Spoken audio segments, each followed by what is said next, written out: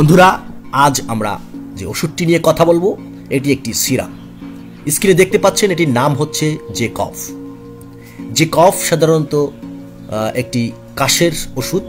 এটি আয়ুর্বেদিক, আর এটি জনকল্যাণ ল্যাবরেটরিজ, কুমিল্লা, বাংলাদেশ, এই কোম্পানির একটি প্রোডাক্ট। সাধারণত আমরা ঠান্ডা লাগলে কাশির ওষুধ বা কাশি হলে কাশির ওষুধ খেয়ে থাকি।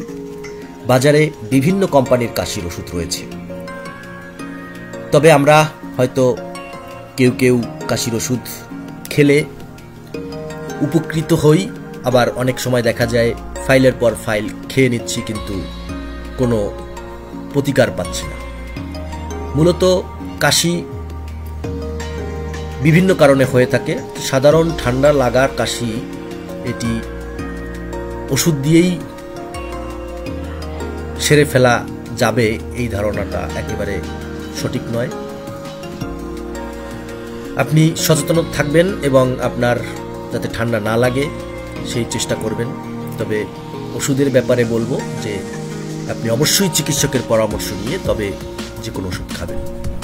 আর কাশির ওষুধ এটি সেন্সিটিভ একটা বিষয়।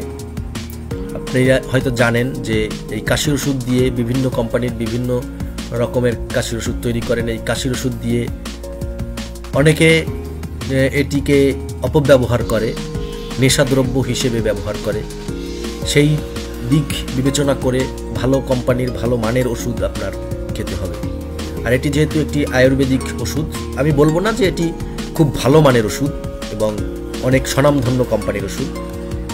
এরা আয়ুর্বেদিক একটি কোম্পানি, প্রচলিত নাম করা অনেক ভালো কোম্পানি নয়, তবে এরা যেগুলো বিক্রি করছে একেবারে খারাপ না।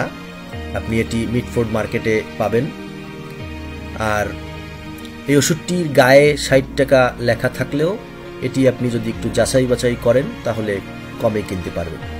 কারণ স্বনামধন্য কোম্পানির ওষুধের দাম যেমন লেখা থাকে খুব একটা তারতম্য থাকে না, কিন্তু এই ধরনের কোম্পানির ওষুধগুলো গায়ে যে লেখা থাকে তার থেকে আপনি অনেক কমই কিনতে পারবেন। আর এছাড়াও ভালো ওষুধ রয়েছে, আমি বলবো না যে এই ওষুধটি খেতে হবে। আর আমি কোনো পরামর্শক নই, আমি কোনো চিকিৎসকও নই। আমাদের এই ভিডিওতে আমরা সবসময় বলে থাকি যে আপনি যে কোনো ওষুধ খাবেন অবশ্যই চিকিৎসকের পরামর্শ নিয়ে তবেই খাবেন। আর দেখতে পেলেন যে এর মধ্যে একটি প্লাস্টিকের ফাইল রয়েছে, প্লাস্টিকের বোতল রয়েছে, তার মধ্যে এই ওষুধটি রয়েছে। খাবার সময় অবশ্যই ঝাঁকি দিয়ে নেবেন, শিশুদের হাতের নাগালের বাইরে রাখবেন, আর কখনোই মেয়াদ উত্তীর্ণ ওষুধ গ্রহণ করবেন। যা হোক বন্ধুরা, আমাদের এই ভিডিও দেখে কখনো আপনি ওষুধ গ্রহণ করবেন না, কারণ আমরা কোনো চিকিৎসক নই, আমরা কোনো ডাক্তার নই। আমরা শুধুই আপনাদেরকে এই ওষুধটি সম্পর্কে একটি সাধারণ ধারণা দিয়ে থাকি।